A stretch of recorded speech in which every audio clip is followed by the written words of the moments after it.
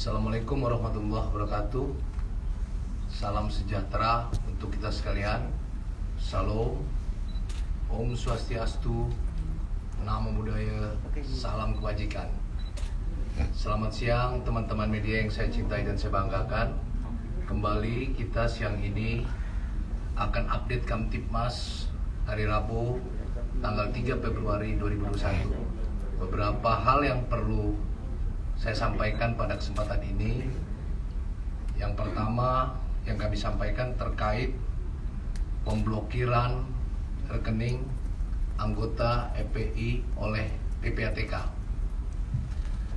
Sebagaimana telah disampaikan sebelumnya, kemarin tanggal 2 Februari 2001, Polri dengan PPATK telah melaksanakan rapat koordinasi dalam rangka menyamakan persepsi tentang laporan hasil analisis PPATK terhadap 92 rekening anggota FPI yang terdapat pada 18 bank di Indonesia.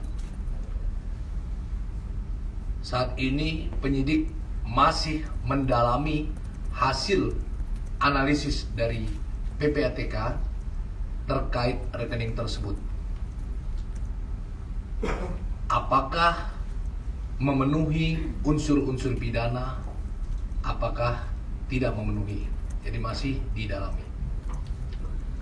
Kemudian yang kedua, terkait dengan pengungkapan kasus jual beli atau perdagangan dengan menggunakan alat tukar selain rupiah, yaitu dinar dan dirham oleh penyidik Direktorat Tindak Pidana Ekonomi dan Khusus atau DIT Tipit Eksus Bareskrim Polri.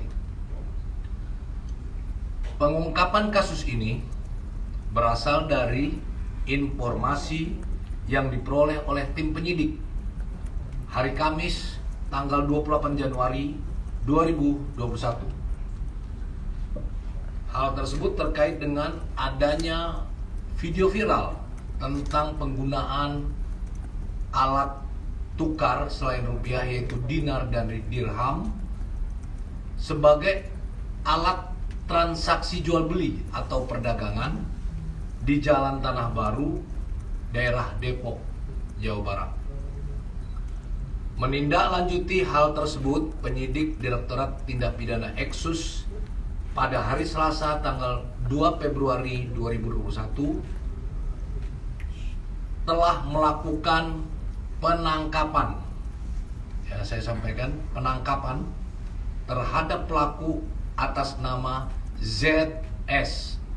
Atas nama pelaku dengan inisial ZS yang berperan sebagai inisiator dan penyedia lapak pasar muamalah sekaligus sebagai pengelola dan sebagai wakala induk, yaitu tempat menukarkan rupiah menjadi alat tukar dinar atau dirham yang digunakan sebagai alat tukar jual beli dan perdagangan di pasar muamalah tersebut. Fakta-fakta yang disampaikan adalah sebagai berikut. Yang pertama, keberadaan pasar. Keberadaan pasar di Jalan Tanah Baru, Depok, Jawa Barat yang digunakan sebagai kegiatan perdagangan atau bazar telah dilakukan sejak tahun 2014. Pasar tersebut dilaksanakan 2 minggu sekali, yaitu hari Minggu jam 10 sampai jam 12 waktu Indonesia Barat. Yang kedua, pasar muamalah diadakan di sebuah lahan milik seorang bernama ZS, yang merupakan Amirat Nusantara, di mana dibentuk oleh tersangka ZS untuk komunitas masyarakat yang ingin berdagang dengan aturan yang mengikuti tradisi pasar di zaman Nabi, seperti adanya pungutan sewa tempat dan transaksi pembayaran jual beli dengan menggunakan transaksi dengan menggunakan dirham dan dinar. Jumlah pedagang di tempat tersebut antara 10 sampai 15 pedagang. Kemudian barang yang dijual adalah sembako, makanan, minuman, dan pakaian.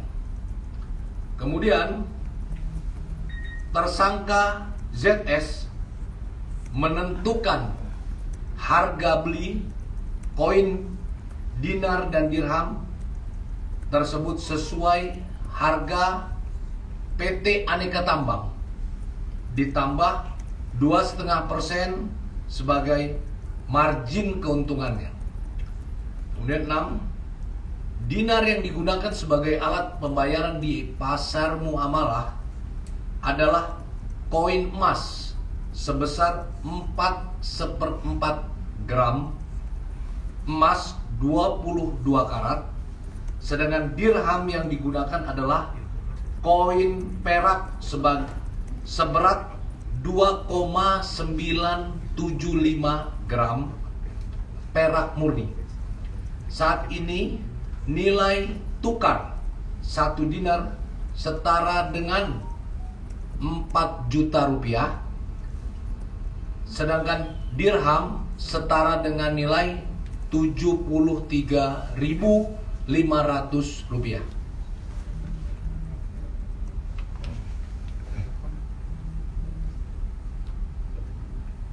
Dinar dan dirham tersebut dipesan dari PT Aneka Tambang atau Antam, Kesultanan Bintan, Kesultanan Cirebon, Kesultanan Ternate dengan harga sesuai acuan PT Aneka Tambang.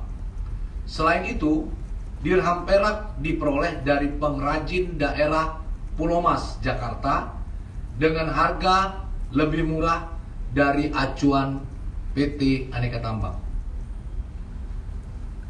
Adapun dinar dan dirham yang digunakan, sebagian menggunakan nama tersangka ZS dengan tujuan sebagai penanggung jawab atas kandungan serta berat koin dinar dan dirham tersebut.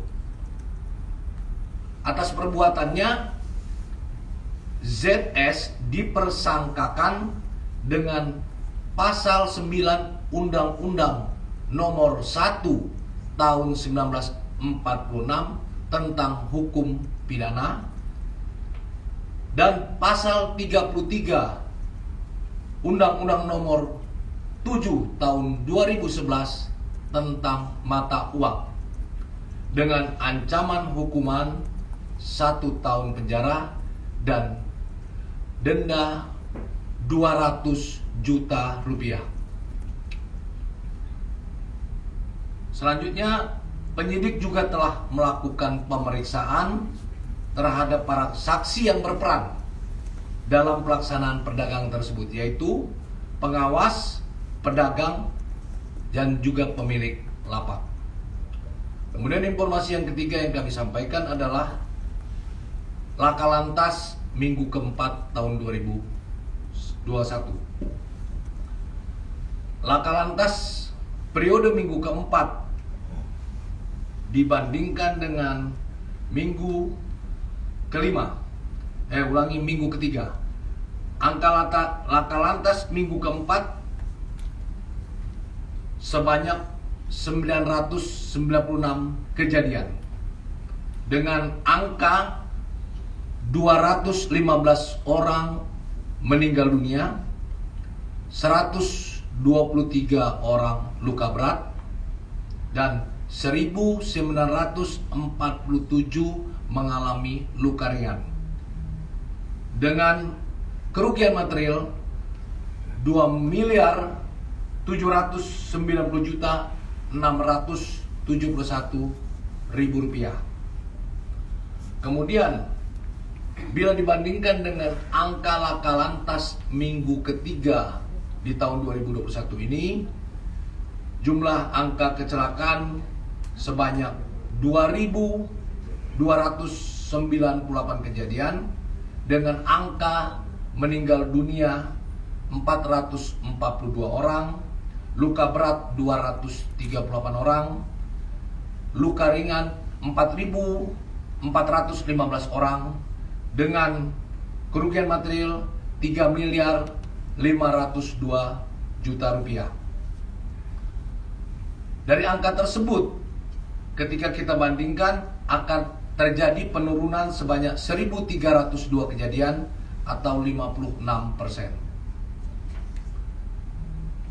Adapun Polda yang memiliki angka laka lantas yang tinggi di minggu keempat, yang pertama Polda Jawa Timur sebanyak 250 kejadian, meninggal dunia 47 orang, luka berat 14 orang, dan luka ringan sebanyak 570 orang, dengan kerugian material 334.500.000 rupiah. Kemudian yang kedua Polda Jawa Tengah dengan angka laka lantas sebanyak 236 orang, meninggal dunia 27 orang, luka berat 6 orang, dan mengalami luka ringan 462 orang, dengan kerugian material 190.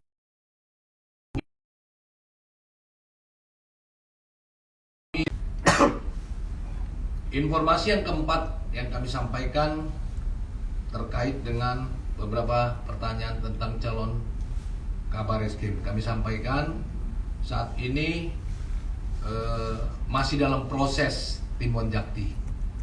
Jadi kita menunggu saja, itu adalah kewenangan dari Wanjakti dan Kapolri untuk menuju Kabar Reskrim.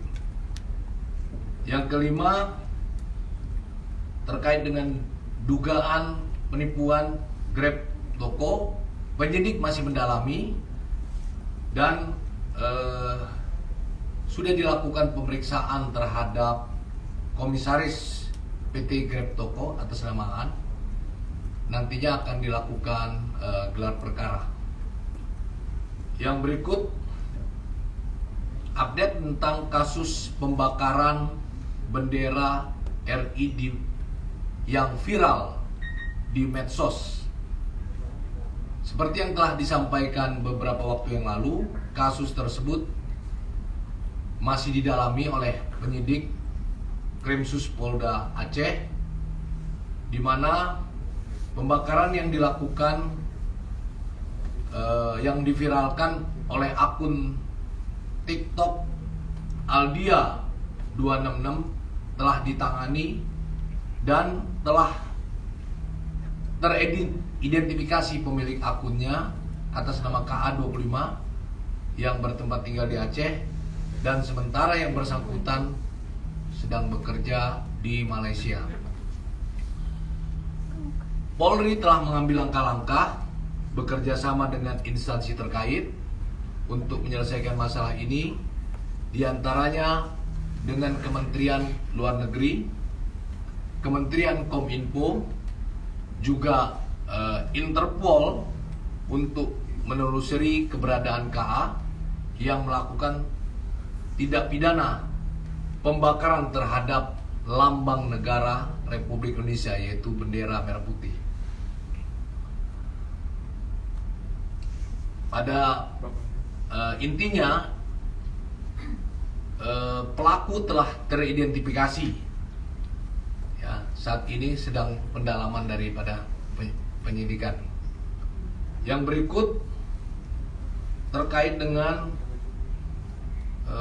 pertanyaan penangkapan warga negara Inggris. Ya, kami sampaikan bahwa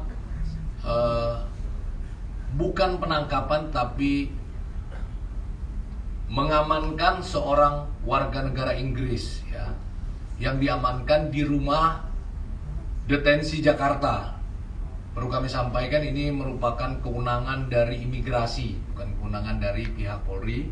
Namun perlu kami sampaikan bahwa yang bersangkutan merupakan istri dari warga negara Indonesia atas nama Asep Ahmad Setiawan alias Abu Ahmad, yang merupakan anggota jaringan teroris Jemaah Islamiyah atau terafiliasi dengan jaringan Jemaah Islamiyah, dan saudara Abu Ahmad atau Asep Ahmad Setiawan telah meninggal dunia dalam pertempuran di Syria di tahun 2014.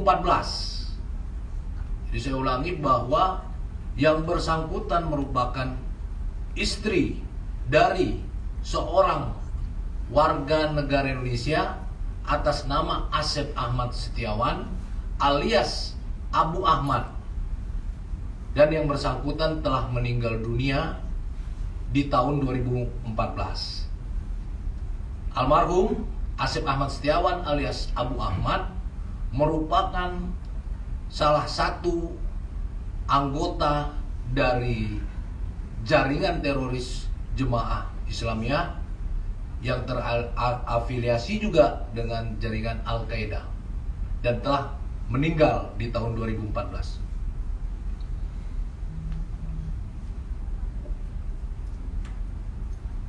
Itu saja yang kami sampaikan ya. Pada kesempatan ini terima kasih atas perhatiannya. Wassalamualaikum warahmatullahi wabarakatuh. Mungkin ada beberapa pertanyaan. Terkait penangkapan ZS semalam, kronologinya seperti apa, ditangkap di mana, kemudian barang bukti apa saja yang diamankan? Siapa yang ditangkap? ZS. ZS. Kemudian sudah dari tahun 2014 itu sudah berapa banyak keuntungan dari pasar tersebut, Pak? Oke, yang pertama satu-satu aja ya. Satu-satu. Ya, oke. Apakah hanya di Depok saja atau wilayah lainnya juga, Pak? Seperti Yogyakarta dan juga Bekasi? Sementara ini yang kita update adalah penyidikan terkait dengan penyidik dari Subdit 4 ya, Direktorat Tindak Pidana Eksus Bareskrim Polri yang telah melakukan penangkapan terhadap ZS. Tentunya ini akan dikembangkan oleh penyidik ya. Tidak sampai di sini. Penyidik Direktorat Tindak Pidana Eksus tentunya nanti akan mengembangkan kasus ini ya, tentunya kalau ada di daerah-daerah lain ya. Sampai sekarang yang kita update adalah kasus ini saja. Terkait dengan barang bukti sudah diamankan ya, sudah diamankan oleh pihak penyidik dan berupa koin itu ada koin dinar, ada koin dirham ya, jelas ya. Jadi perkembangannya tentu kita update nanti selanjutnya. Sampai saat ini kita penyidik masih mendalami kasus yang di Depok, Jawa Barat. Ditangkap di kediamannya? Ditangkap di kediamannya ya. Oke. Pak, mau tanya Pak soal terkait FPI tadi. Ini kan selain PPATK juga ada yang menyatakan kalau misalnya kemarin Pak Dirtipidum bilang kalau hari ini akan ada rapat antara pengawasan dengan pihak penyidik dan pengawasan internal soal yang Komnas HAM sudah menyerahkan hasil rekomendasi dan investigasi mereka. Itu gimana ya Pak kelanjutannya hari ini? Apakah ada perkembangan kembali? Yang ditanyakan terkait dengan penelusuran PPATK atau apa ya? Yang Komnas HAM Pak. Oh, Komnas HAM. Sudah memberikan rekomendasi dan juga hasil investigasi mereka ke Bareskrim kemarin. Terus kemarin Pak Dirtipidum juga bilang hari ini akan ada rapat antara penyidik dan juga pihak pengawasan internal. Itu seperti apa ya Pak rapatnya? Oke, yang saya sampaikan tadi kemarin itu berarti ya tanggal 2 kita berkoordinasi Polri dengan PPATK atau rapat koordinasi ya terkait untuk menyamakan persepsi ya terkait dengan hasil analisis. Ini masih hasil analisis PPATK terkait dengan 92 rekening anggota FPI yang tersebar di 18 bank di Indonesia. Nanti sejauh mana ini kan tidak ujuk-ujuk, tentunya penyidik akan mendalami dulu hasilnya bagaimana ya. Kayak dengan temuan Komnas HAM ini belum ada kelanjutan kembali nggak Pak? Ya, kita bicaranya fokus ini dulu ya. Jadi penelusuran rekening anggota FPI. Ini kan kaitannya dengan rapat koordinasi antara PPATK dengan pihak Polri ya. Nah, terkait dengan rekomendasi itu tentunya kita akan menindaklanjuti seperti disampaikan sebelumnya bahwa Polri telah membentuk tim khusus ya. Tim khusus sedang berjalan, sedang mengkaji sejauh mana tindakan yang telah dilakukan ya. Mohon bersabar saja. Pak, sedikit Pak terkait yang tadi uang dirham dinar itu Pak, itu kan tadi dari 2014 kan belum ketahuan tuh Pak akumulasi keuntungan dari tersangka ZS itu berapa sih Pak? Terus juga terkait yang tadi hasil kemarin rapat koordinasi sama PPATK itu apakah kedepannya artinya penyidik akan melakukan pemeriksaan terhadap pihak-pihak yang diblokir itu, dan bagaimana Pak sebenarnya Pak untuk kelanjutannya ada tindak pidana? Ya baik, terkait dengan perdagangan atau jual beli dengan menggunakan dinar dan dirham, penyidik telah melakukan penangkapan. Selanjutnya melakukan penyitaan terhadap beberapa barang bukti, tentunya nanti akan dikembangkan karena ini jual beli atau perdagangan sudah sejak lama, tentunya akan diperhitungkan dilihat jual beli yang dilakukan. Tetapi ketika penyidik telah melakukan penangkapan, artinya sudah memenuhi unsur-unsur yang ditetapkan untuk menetapkan saudara ZS sebagai tersangka. Jadi dia angka jual belinya sekian itu tidak akan mempengaruhi penetapan sebagai tersangka ya.